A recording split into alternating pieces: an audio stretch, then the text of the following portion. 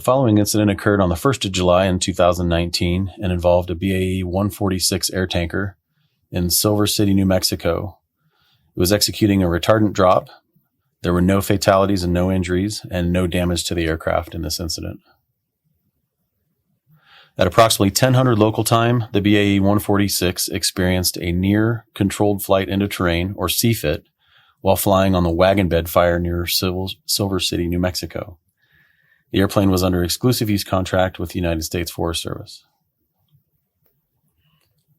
The objective of the drop was to connect two sections of retardant line that had been dropped the previous day. The Forest Service lead plane executed a show-me run and conveyed the presence of a ridge at the end of the drop, and the hard deck was established at 6,900 feet. The air tanker had approximately 12,000 pounds of fuel on board and a full load of retardant. And on the incident drop, the intent was to release approximately 1/4 of that load for a split drop. During the drop sequence, both pilots became target fixated. The focus of both pilots was on the drop site versus the flight path ahead, and the aircraft descended below the hard deck altitude that was established that would allow for safe crossing of the ridgeline. So let's look at the FAA's definition of a controlled flight into terrain, or what's known as a CFIT, and they define it as an unintentional collision with terrain, either the ground, a mountain, a body of water, or an obstacle, while an aircraft is under positive control.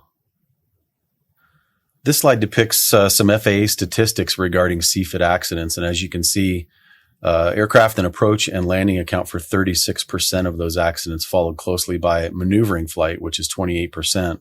So those two together make up a big percentage of all CFIT accidents. Now, of course, this aircraft wasn't on approach and landing, but it was in a similar flight configuration as it was maneuvering close to the ground. It's important to note that approximately 70% of all CFITs happen during daylight hours, which is often a misconception that they happen maybe at night. So we'll talk about task fixation and target fixation, with task fixation being the broader concept, and then target fixation being a more specific type that's predominant to aviation. Task fixation is a common psychological concept that demands further understanding, especially in our aviation context. Fixation causes all cognitive capacity to be focused on one task, and if this task is something other than flying the aircraft, the potential for an accident rises exponentially. There could be several causes of fixation, including a preoccupation, abnormal situations, equipment problems, or target fixation, as we had in this incident. Here, the PIC mentioned becoming target fixated, or concentrating exclusively on a task that was secondary to basic aircraft control, or the retardant drop. So in this situation, it resulted in the aircraft being flown below that minimum safe altitude, or in a continuing controlled descent requiring a pull-up at the end in order to avoid impact with terrain. Both pilots reported being target fixated. Neither pilot was directly monitoring the altitude or the immediate flight path ahead of the aircraft, and neither pilot recognized the hard deck had been reached. The flying pilot also didn't initially recognize the need to stop the aircraft from its continued descent. So next we'll watch a video depicting the incident, and the video will play at actual speed and resolution. Then it'll zoom in and play at actual speed, and then finally it'll zoom in, slow down, and look at that drop and ridgeline crossing.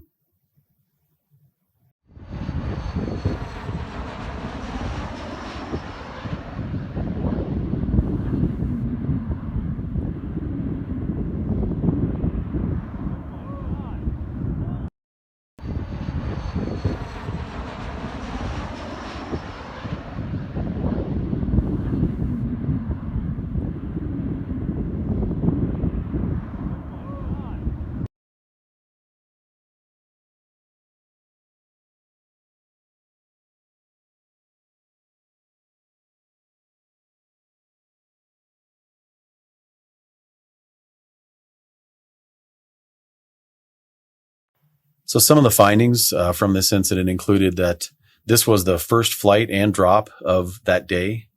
And on the incident drop, both pilots and their air tanker became target fixated. The target fixation resulted in the aircraft, as we said, descending below the hard deck altitude as assigned by the lead plane.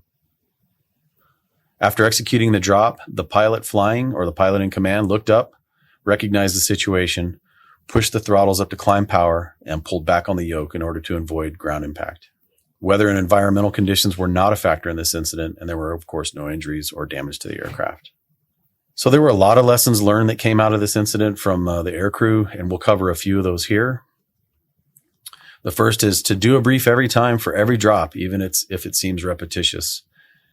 Empower all crew members to speak up if something looks like it might be going wrong.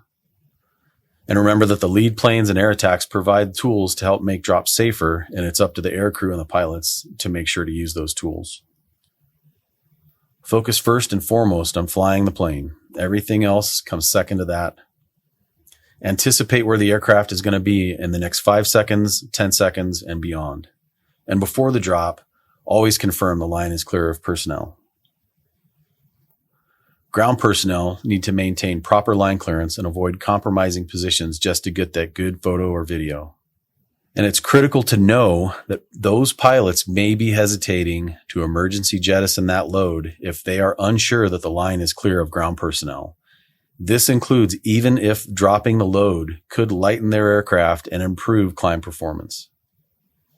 So if you're in a group setting, this would be a good place to pause and have a discussion about any of those findings or the incident itself and what role you might play should that occur. If you have further questions, you can contact your regional aviation safety manager for more information.